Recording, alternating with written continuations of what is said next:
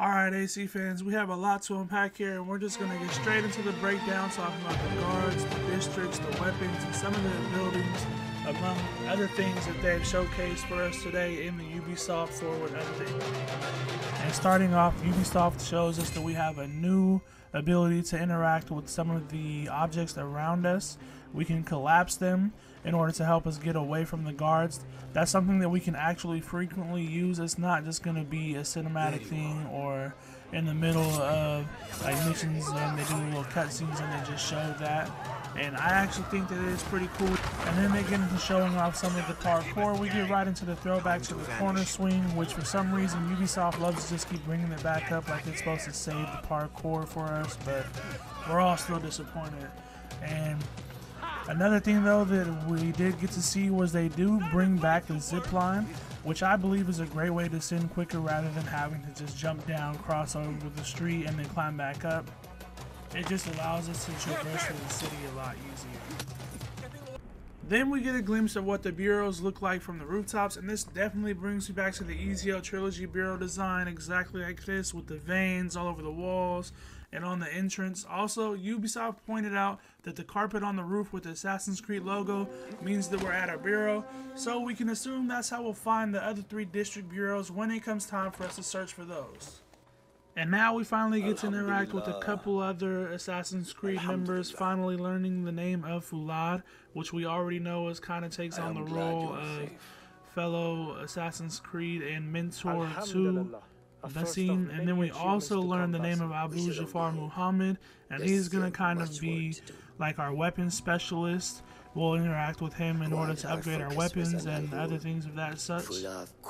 And we also see Roshan, who we already know recruited Basim, and she's the leader of the Assassin's Creed Order in Baghdad. They begin to discuss the names of other Creed members while also giving us the name of the 3 districts in which we'll set up the other bureaus.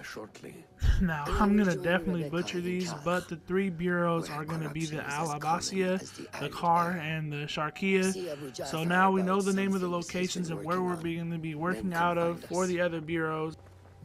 We finally have a look at all of the 6 assassin tools that we will be using in Assassin's Creed Mirage.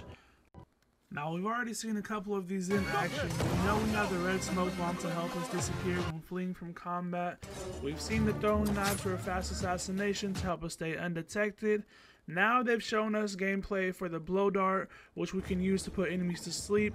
And they've told us where we can upgrade it to cause damage or turn them berserk so they can attack other guardsmen. They also showed us the trap, which is pretty much a mine that has poison and it gets set off when an enemy walks towards it.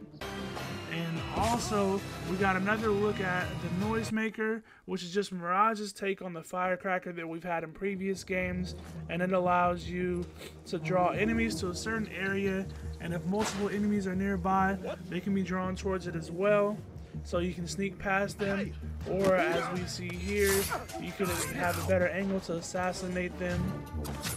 And lastly, we have the torch, which in other games we assume we can use it to catch things on fire and also help us see in the dark. There's not really much else that I would think we would be able to use that for.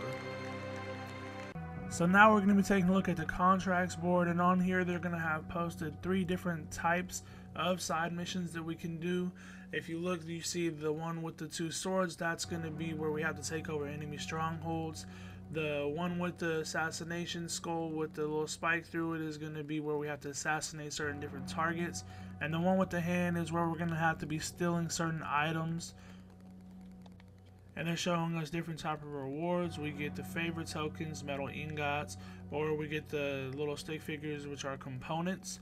And also they added in the contract request where we can earn additional rewards on top of the ones that they offer, like the tokens and the dirham that you've seen there, like the little money coins.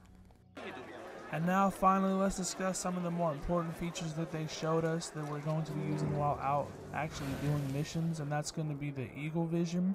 We can see all the guards in our line of vision while also being able to see the cone vision for where the guards are looking, so we can stay out of their eyesight. Now, we already knew that we can walk up to the crowds of people and have to interact with them in order to hide, but here it is showing us that we don't actually have to press any buttons. It's just more of a natural thing. We just walk up and hide in plain sight. We are able to bribe merchants or other groups to use to infiltrate specific areas to be able to move without being spotted as well. But with everything they showed us, this is going to be hands down the best part of the entire gameplay walkthrough.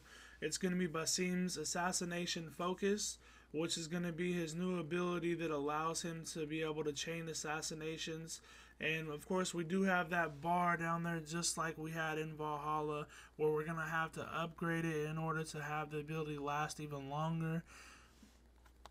So it's not something we can just use whenever we want. We have to get assassinations to fill it back up in order to activate it again.